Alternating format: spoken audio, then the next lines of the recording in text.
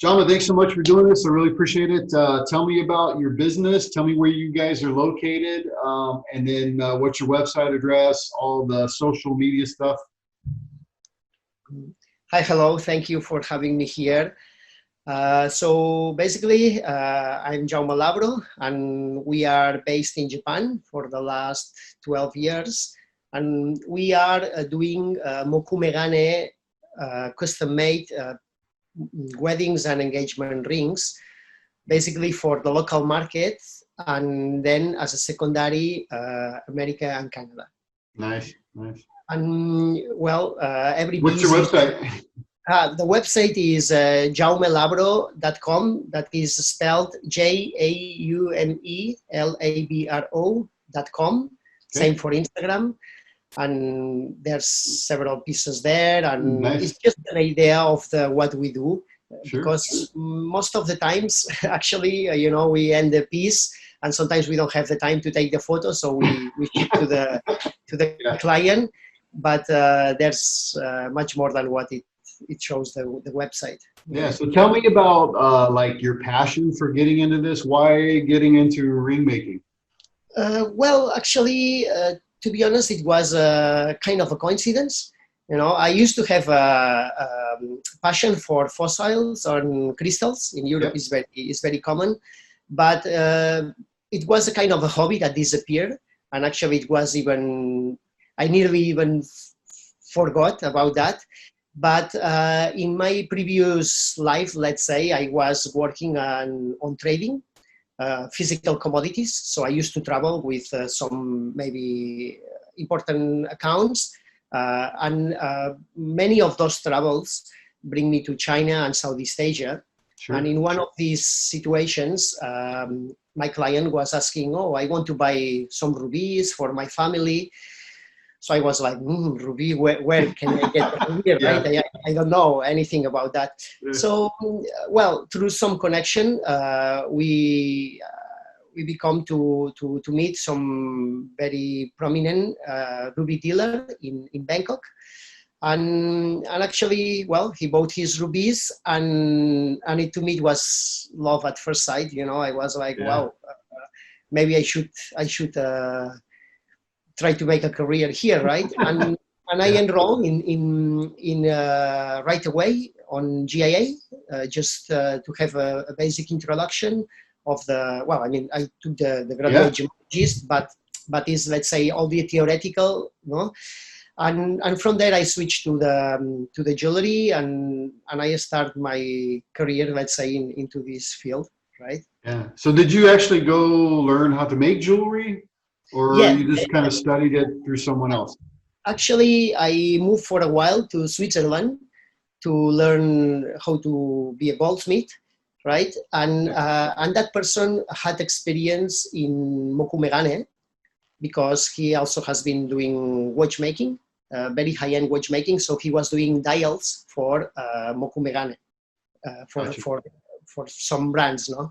And from there also, I moved to Japan. I started to travel often to Japan because the technique is originally from Japan, and I was really willing to learn from different people, because I thought it will be the best, right? Sure. And by being here, of course, the apprenticeship here in Japan, it takes a lot of time, because it's kind of all very traditional thing, like you want to do mokumegane, but they tell you, first you need to learn to do the hammer, you need to learn to do the chisel, and it's kind of a never-ending, when you come from a Western place where everything you prefer fast, right?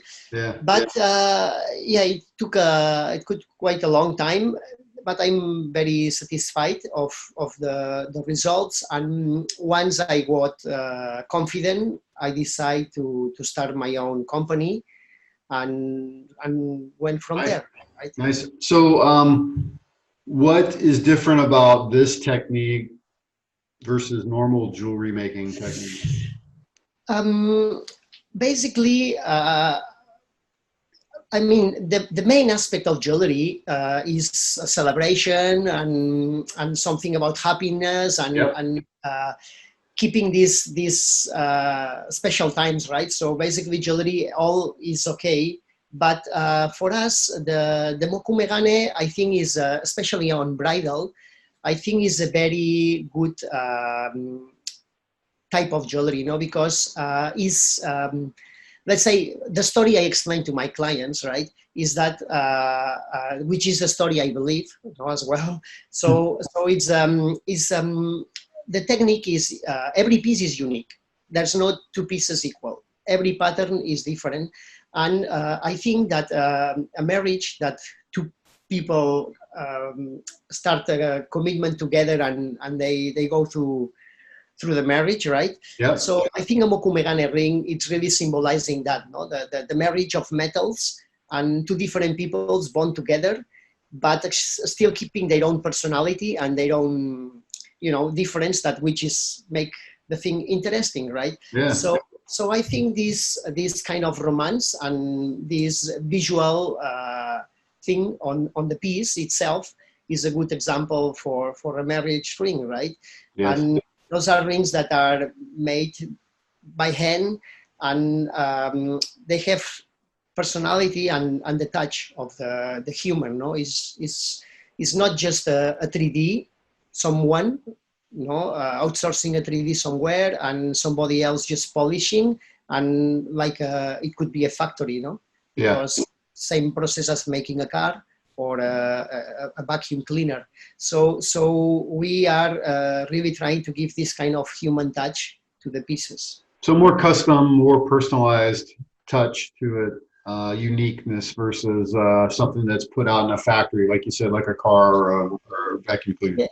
Well, of course, every piece is totally customized to the client, not only on the width or the thickness, but let's say we decide together the moku megane metal combinations, which of the metals will be more prominent. Yeah. And also, for example, the type of metals we are using, we are trying to combine a little bit also the sustainability. Even we are not sustainable 100% or eco, because this is pretty much a long run, but we are using only recycled materials. So we have a certificate here in Japan that all of our metals has been recycled, and we are trying to even deliver, when we deliver in US, we deliver with hybrid cards, right? So we are trying to make these little milestones, right? And because actually is what fits our target audience. If someone is just looking for budget, then we are not there. I mean, I will say we are not expensive, because we are not expensive, but of course, inside the bridal market, we are not as cheap as any cast or mass-produced piece, So actually, this personal assistance to the client, understanding their lifestyle, because maybe they want to choose a design that maybe doesn't fit maybe they are very active on sports or certain activities. So we are kind of like a consultant for them, and we like them to be the designer at the piece. So we don't offer only like A, B, and C menus. Like we just try to generate this complicity where the client start to make suggestions, and then we just say if we can do it or not, and or if it's convenience or not, and why.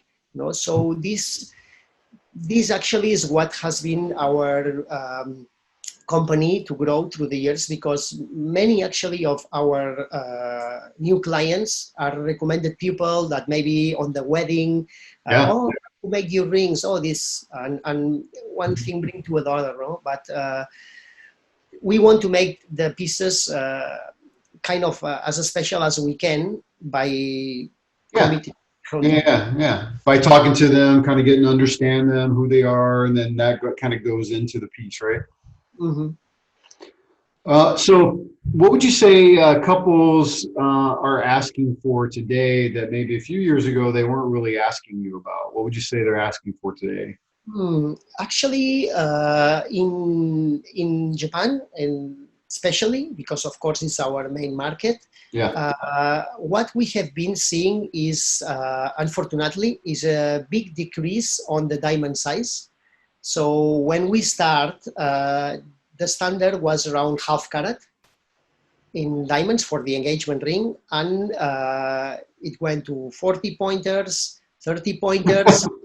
And the last 2 years, the average is between 20 to 25 pointers. Wow. In the Interesting. local market. So you could go to these big streets, famous streets like Omotesando or Ginza. You know, it's like a Place Vendôme, let's say, of Paris, but in Japan, right? Okay. So, and you can see all the bridal companies, including, of course, famous brands. They have to adjust to the market, right? The clarity it's mostly BS and color G because they don't want to decrease the clarity. They prefer reduce the size, but keep the quality good. Exactly, you know. Yeah. And the cat, all this has been remaining static, didn't move, but the size has been going down and down and down. And yeah. Why do you think that is? Is just people are looking for to maybe make a less a statement, or? I think it's a little bit of for one in one direction is probably the economical things. I mean, people who marry is mostly young people, and in Japan the structure is like you can be someone. Let's say you don't start earning a salary when you start on a company to work, just based on your knowledge. Also, it's based on the experience. So you can climb through the years. After 3 years working, you have certain status. So by default, your salary goes higher. So and keep going like that. No, when you are 40, you earn more money than when you are 35. And it's, of course, the knowledge is important, but basically you can be a PhD in any field, but you may start your career working. You'll start at the bottom if you don't have any experience. At the bottom, right? So I think this also limit very much the spending on the engagement. And the trends also for the market now, it's very much on fashion. All these tiny thin rings and pendants that sometimes it seems that they are even floating, right? Which is not good for our technique because we need surface to show the patterns. Mm-hmm. Yeah. So if someone, if a couple is looking for a ring, a custom ring like this, do you have any specific advice? Any questions they should be thinking about as they're thinking about coming to you? Well, normally when they contact us, they already have been seeing a little bit around the page, and since a wedding ring is a kind of sensitive purchase because it's supposed to be forever, then normally they already check us and they check other people, other brands. And normally it's not just it's not they are targeting just us. Is normally the client plays kind of like 3-4 companies. Yeah, gotcha. Because they like more than one piece and they are not sure about, so they try to make an approach.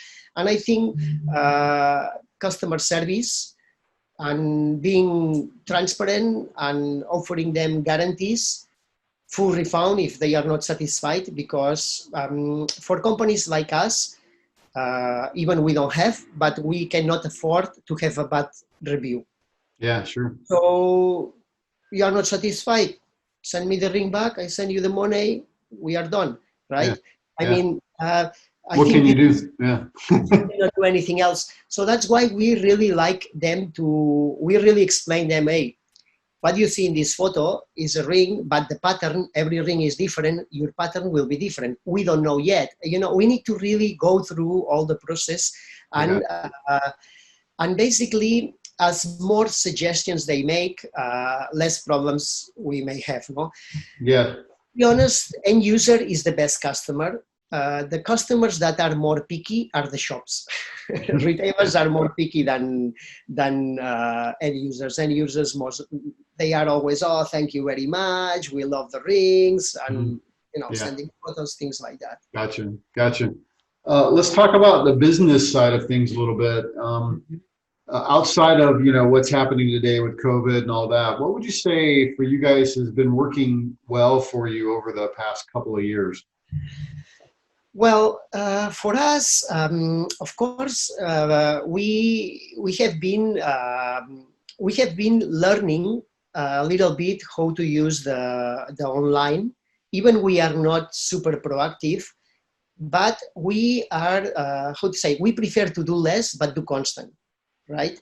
So we regularly post something in our blog or on the social media. Even we don't do every day, but we are very, very constant on time. And actually, we have been also, what we don't do is making ads. We don't do advertisement on Google or Yeah. Facebook or Instagram or things like that, because everybody is doing that. And for us, the most important is, let's say, get people following us, but people who really like and engage. Mm-hmm. Mm-hmm. Because in what we do and people who share our content, this is to us more important. And instead of spending on advertisement, what we have been trying to do is develop new techniques, right? And recently, actually, we patented a technique that we definitely, we are in a niche market. Let's say Yeah, Moku Megane for is sure. not for everybody. So Yeah. what we are trying is, so far, this niche market has been working well for us. And so we were like, oh, maybe we should try to find a technique that make us also unique, right? So we try to develop, working on trial and errors with different methods. And we are always looking for trying to find techniques that keep us apart, instead of putting money on advertisements that at the Well, that makes end. sense. You're taking your resources and applying them back into your business to grow your Exactly. capabilities and your skills, right? We tried the advertisement before and it didn't work much for us. I mean, yeah, you can get thousands of followers, but Yeah. um, It wasn't a good return on your investment. exactly, you know. So for us, it's more what is has the best for us Mm-hmm. is working so far is just try to make things where we will be special and offer new things that maybe are not that common for the clientele. Yeah. And this is our market. And so this is what we just push, right? Yeah, that's good. What would you say have been your biggest challenges over the past couple of years? Well, focusing on what we do well and don't get aside, Distracted? right? Yes. I will say that sometimes we are very clear about what we do and what we are, let's say, strong on that. But sometimes, there's too much listening here and there. And I will say that sometimes we may have been moving left or right from the path, right? And at the end, what it works well for us is what we think, and because nobody knows our challenges as we. Yeah, So, sure. so it's good to listen and learn from other people and try to take. But actually, it must be a big filter before integrating new things. Yeah, No, so the challenges I think will be that, because yeah. let's say I make mistakes aside, Yeah, right? you're not alone. I mean, I feel I have the same challenges personally, and I know other businesses do. It's like, you see new things, and you think you get ideas, and you go, hey, maybe I should pull this in, and maybe I Yes, should pull this in, and then all of a sudden you're not focused on what your core business is, and or what your core, exactly. passion is, and it gets distracting from what you should be doing and focusing on. Yes. Yeah, it happens. I know. I personally deal with it. So we basically we have a kind of a mantra now, right, in the company, in which let's say when there's sometimes even some retailers, they say, oh, it will be good to make a collection based on that. And so basically we just say, our mantra is, who paid the experiment? Is an order, or is just us taking a risk based on your you know Idea. what to say? So because most of the times those thing doesn't work Yeah. for us. So we have been very strict, and we just now I think we are good at doing what we do well, and we don't move 1 centimeter left or right. And one of the good things for us is that we are small. So we have been able to be flexible Yeah. and pivoting and readjusting. Yeah. So if you ask anyone in Japan 7 months ago, 2020 should be a great year because Olympics are coming Yeah. and money is flowing, and millions of tourists from China or Hong Kong, and these people come here to buy. They come with suitcases empty just to do shopping, right? Yeah. Because they have a lot of money, and people was in a kind of eternal party, right? And now 7 months after, people is at home, shops are empty. Many bridal shops, of course, that they have, or many bridal companies that they have maybe 50, 60 shops, they are empty, right? Yeah. So this is a big cost, no? And our company is more like a guerrilla, right? A little guerrilla, no? So Yeah. we are focusing on small goals and to achieve it quick, because I think that um, at the moment we are facing many uncertainty, and Yeah. everything is not. We cannot project much long because things are changing so fast. Yeah. Things like So it. Yeah. we are making small. We have many projects, many goals, right? Yeah. Say that for the next years, but each of them are small milestones, and one after the other, right? Yeah. So I think by approaching the business this way, we feel safe, and we keep doing, and we make our own little rewards. Yeah. So that's how we approach. Yeah. Sounds good. If you had to go back 3 or 5 years ago to tell yourself something, what would you go back and tell yourself? Well, as I said before, probably one of the things I will not do is, let's say, moving out of what we do the Yeah. best, because that could save us a lot of time and improve more on what we do good. Mhm. And on the other side, just keep learning, right?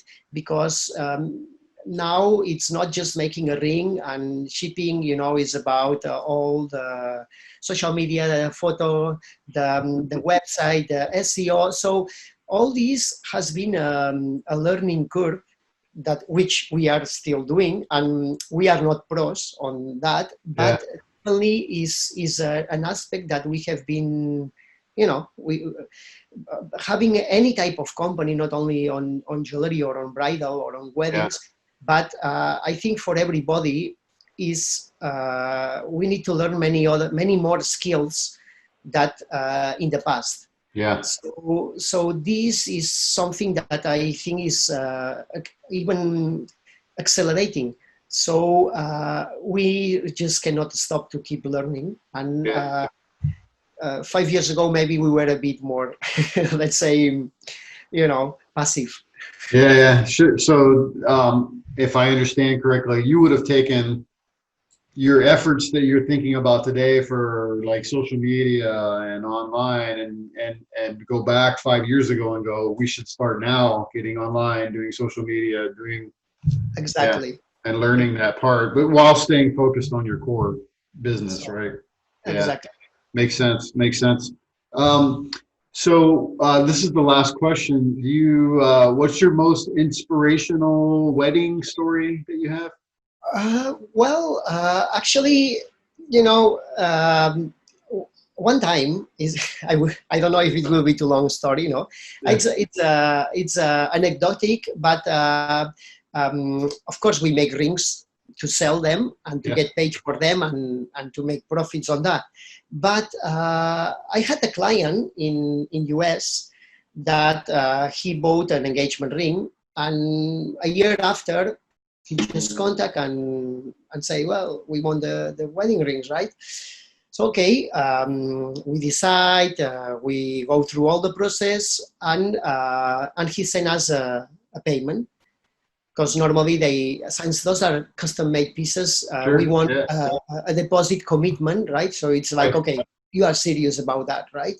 Yeah. So well, everything goes well. So we got the payment, but maybe 4 or 5 days after, he contacted me again, and well, by email, and he say, oh look, if you can make me a refund 100%, because I get a heart disease, so I will need surgery next month, and I don't know if I will even survive. Wow. So we are not thinking about marrying now, because I don't want to marry and leave a widow, right? Yeah. After a Yeah. month. So I was like, wow, okay. So I sent the money back, right? I refund him, and yeah, a few days after, I wake up and I was like, I don't know, he came to my mind, no? And I was Yeah. like, so I email him. I say, look, I'm going to make the ring for you, and good luck with your surgery, and you don't need to pay me. You know, Wow. this it comes from us. So, well, I was feeling strange. He didn't answer me 1 day, 2 days, 3 days, 4 days, a week after. So finally, he replied me, and he said, "Oh, sorry for late reply, but we spent a week like crying about your generosity. Well, all these things, because of course it wasn't expected for them. I'm even for me, because we never did before and we never did after, Yeah. right? But well, let's say both sides were a bit touched by the Sure. situation. No? So I made the ring and I sent to him, and with a small letter like, well, hope you do well, no? And a year after, I received a package at home with pictures of him, the surgery, and all this process, but and a thank you letter, because everything went well, no? And they told me like that. That actually our, how to say, our just to make the rings for them, make them to commit, like, okay, let's marry anyway, and let's go through this, and kind of give some extra energy that they already had, but Yeah. something positive, right? Yeah. And after that, we met a few times in Wow. person. They have Wow. been coming to Japan, and actually, the man even make a tattoo of the pattern of the ring in his skin. So it has been, and we have a close relationship actually now. That's We, awesome. if it was not for the pandemic, we should meet 2 months ago here in Tokyo, and so I believe those are the good things That's pretty uh, inspirational. Yeah. of the path of each, right? But we really like to, how to say, it's not just a business, right? It's Yeah. also, I spend my time, which is my life. So why not make it a bit fun? That's right. I mean, the things that you guys are doing are, one-time deals for, that are touching people's lives, right? For, that period of time. So, yeah, I mean, that's what we do, right? I mean, as part of this business, um, hopefully making a difference, right? I mean, in general, as humans, we should be making a difference in people's lives, right? And if we're Yeah, not, then we're probably not doing it right. definitely. You know? Yeah, it's I think it's important, no? Especially in weddings, or where it's a very sensitive moment in life, right? Yep. And so for jewelry makers is a responsibility that I think we should not look as just metals and pieces, but Yep. seeing the responsibility of something wearing that forever, no? Wow. Mhm. Yeah. Or passing down, right? I mean, there are Exactly. rings that are passed down from generation to generation to generation, Yes. for because those mean so much to, I mean, in other jewelry too, right? But those mean so much to them, family wise, right? Like, my wife has my grandmother's ring, even though that's not her real wedding or engagement ring. After my grandmother passed away, my mother gave me the ring to give, so that my wife had it. But Mm. we'll probably take that ring and pass it down to our kids or whatever, right? I mean, and who knows where it'll go from there. Yeah, yeah, yeah, yeah, yeah. It's definitely what I think is jewelry should mean, no? Yeah, All these absolutely. memories and love and attachment to these moments and people, right? Yeah, That. agreed. Agreed. Mm. Thanks so much for doing this. I really appreciate it. I hope that you have a great weekend and Thank you stay very safe much. there in Japan. Yes, yes, we're starting Saturday today. I know, right? Thank you very much for having us here. All right. Thanks. Wonderful. Thank you. Bye bye. Bye bye.